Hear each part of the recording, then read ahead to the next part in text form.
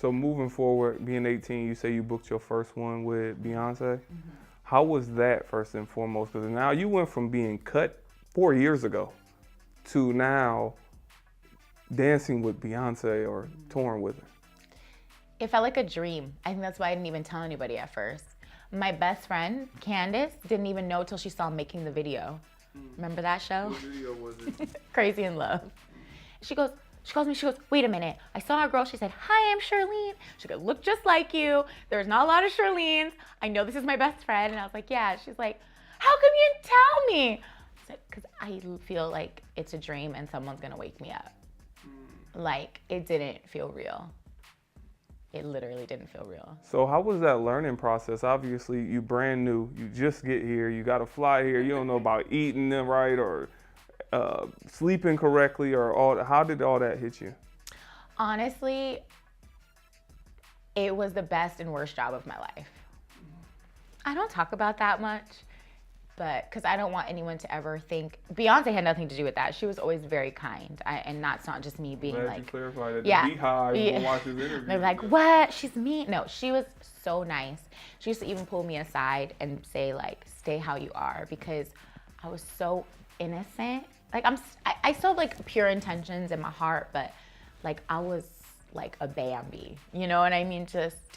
And I was actually kind of bullied a lot on that job. I'm not gonna say who they are because they know it. And that was really hard because I already didn't know things. And they would say the girl that was like, I won't put too much info because then people will connect dots. But one of the girls that was in charge of telling us like what time we were supposed to be down, like let's say call time was 10 a.m., she would tell me it was 2.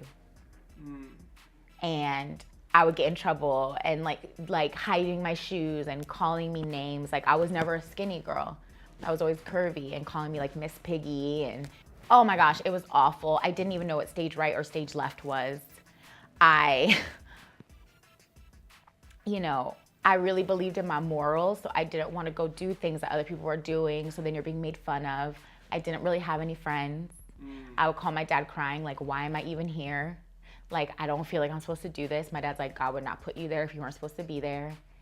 And I was literally like the crash course of crash courses.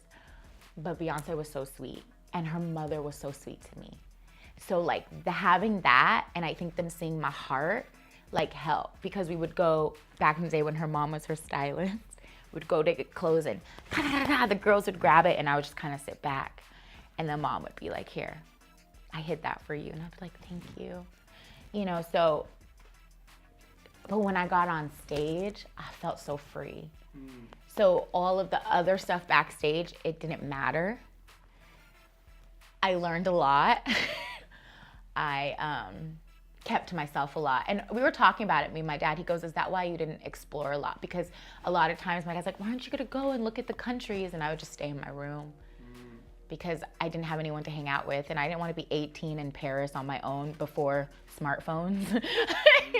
Just my razor, remember the pink? Yeah. Hello, when it actually flipped. So I would just like, it was great, like the dancing part, but.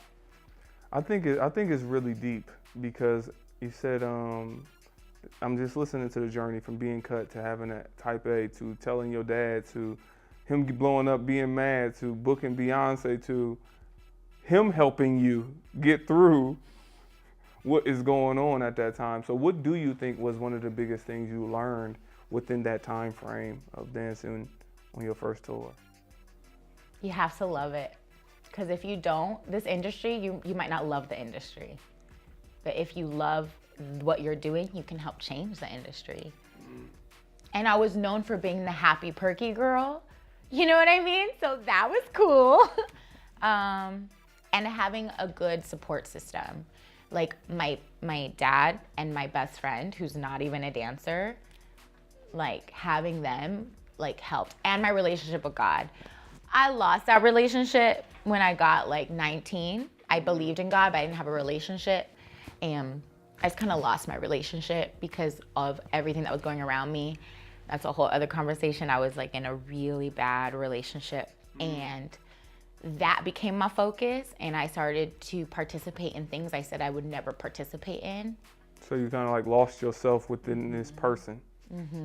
So the only time I ever felt free was dance. But I remember without my relationship with God, it got tiring. But in the beginning, when I had that, I always felt strength. And I always felt like it's fine. It's gonna be okay. I know that God has something new for me. But when I lost that, that was not a good time. So it was almost like the innocence was going away. Your innocence was fading with this particular relationship, and it affected your dance. It affected your life in its entirety. It didn't. That's what's crazy. It didn't affect my dance. Like from the outside, I was booking so many jobs, but I was so sad. Thank you for watching A Wise Way. Subscribe to stay updated, share to pass the knowledge, or view our other videos on the left.